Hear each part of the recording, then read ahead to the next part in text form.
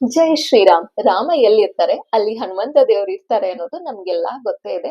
ಹಾಗಾಗಿ ಮುಂದೆ ನನ್ನ ಯೂಟ್ಯೂಬ್ ಚಾನಲ್ ಅಲ್ಲಿ ರಾಮಾಯಣ ಜೊತೆ ಹನುಮಂತನ ಒಂದಿಷ್ಟು ಕಥೆಗಳನ್ನ ನಾನು ಹೇಳ್ತೀನಿ. ಮಿಸ್ ಮಾಡದೆ ನನ್ನ ಚಾನಲ್ಗೆ ಸಬ್ಸ್ಕ್ರೈಬ್ ಆಗಿ ಹಾಗೆ ನನ್ನ ರಾಮಾಯಣ ಜರ್ನಿಯಲ್ಲಿ ಕೂಡ ಜಾಯ್ನ್ ಆಗಿ ಅಂತ ಹೇಳ್ತೀನಿ. ಮುಂಚೆ ನಮ್ಗೆಲ್ಲ ಗೊತ್ತೇ ಇದೆ ಹನುಮಂತನ ಹುಟ್ಟಿನ ಕತೆ ಜೊತೆ ತುಂಬಾ ದಂತಕಥೆಗಳಿದೆ ಅಂತ. ಸೊ ನಾವು ಮೊದಲು ಅಂಜನಾ ದೇವಿ ಹೇಗೆ ವಾನರ ವಂಶಕ್ಕೆ ಸೇರ್ಕೊಂಡ್ಲು ಅಂತ ತಿಳ್ಕೊಳ್ಳೋಣ.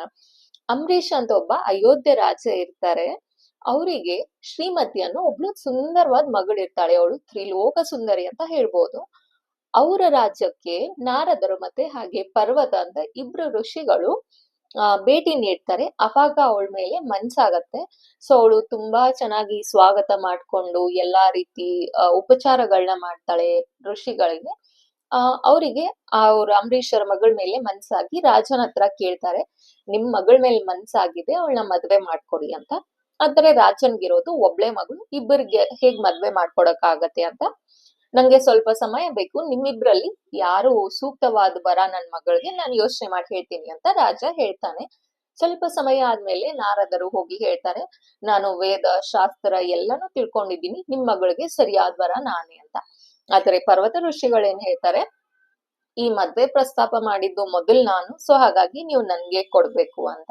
ಇಲ್ಲಿ ರಾಜನ್ಗೆ ತುಂಬಾ ಕನ್ಫ್ಯೂಷನ್ ಆಗತ್ತೆ. ಹಾಗಾಗಿ ನೀವು ನಾಳೆ ದಿನ ಬನ್ನಿ, ಸ್ವಯಂವರನ ಏರ್ಪಾಟ ಮಾಡ್ತೀನಿ, ನನ್ ಮಗಳಿಗೆ ಯಾರಿಷ್ಟ ಅವ್ರಿಗೆ ಮಾಲೆ ಹಾಕ್ತಾಳೆ ಅಂತ ಹೇಳ್ತಾರೆ ರಾಜ. ಆದ್ರೆ ನಾರದರಿಗೆ ಅವ್ರ ಅಂದದ ಬಗ್ಗೆ, ರೂಪದ ಬಗ್ಗೆ, ಅಥವಾ ಅವ್ರ ದೇಹ ಇರುವಂತ ಮೈಕಟ್ ಅಂತ ಹೇಳ್ತೀವಿ ಅದ್ರ ಬಗ್ಗೆ ಅವರಿಗೆ ಅಷ್ಟೊಂದು ಹೆಮ್ಮೆ ಇರಲ್ಲ. ಹಾಗಾಗಿ ಅವರು ಮಹಾವಿಷ್ಣು ಹತ್ರ ಹೋಗಿ ಕೇಳ್ತಾರೆ, ನಂಗೆ ನಿಮ್ ತರ ಮೈಕಟ್ಟು ರೂಪ ಎಲ್ಲ ಬೇಕು, ನಾಳೆ ಸ್ವಯಂವರ ಇದೆ ಶ್ರೀಮತಿದು ಅಂತ ಹೇಳ್ತಾರೆ. ಅವಾಗ ಮಹಾವಿಷ್ಣು ತಥಾಸ್ತು ಅಂತ ಹೇಳ್ತಾರೆ. ಬಟ್ ಇಲ್ಲಿ ನಾರದರಿಗೆ ಮಹಾವಿಷ್ಣು ಮಂಗದ ಮುಖ ಕೊಡ್ತಾರೆ. ಅದು ನಾರದರಿಗೆ ಗೊತ್ತಿರಲ್ಲ. ಅವರು ತುಂಬಾ ಖುಷಿಯಿಂದ ಸ್ವಯಂವರಕ್ಕೆ ಹೋಗ್ತಾರೆ. ಸೊ ಅಲ್ಲಿ ಅವ್ರು ಶ್ರೀಮತಿ ಕೈಯಲ್ಲಿ ಸುಂದರವಾದ ವರಮಾಲೆನ ಹಿಡ್ಕೊಂಡು ಆಸ್ಥಾನಕ್ಕೆ ಬರ್ತಾಳೆ, ಅಂದ್ರೆ ಸ್ವಯಂವರಕ್ಕೆ ಬರ್ತಾರೆ. ನಾರದ ಮತ್ತೆ ಪರ್ವತರು ತುಂಬಾ ಸಂತೋಷದಿಂದ ಕಾಯ್ತಾ ಕೂತಿರ್ತಾರೆ. ಆದ್ರೆ ನಾರದರ್ ಮುಖಾನ ನೋಡಿ ಶ್ರೀಮತಿ ನಗ್ತಾಳೆ. ಸೊ ಆ ರೀತಿ ನಗೋದಕ್ಕೆ ನಾರದರಿಗೆ ಇರ್ಸು ಮುರ್ಸು ಆಗತ್ತೆ, ಅಂದ್ರೆ ಬೇಜಾರಾಗತ್ತೆ.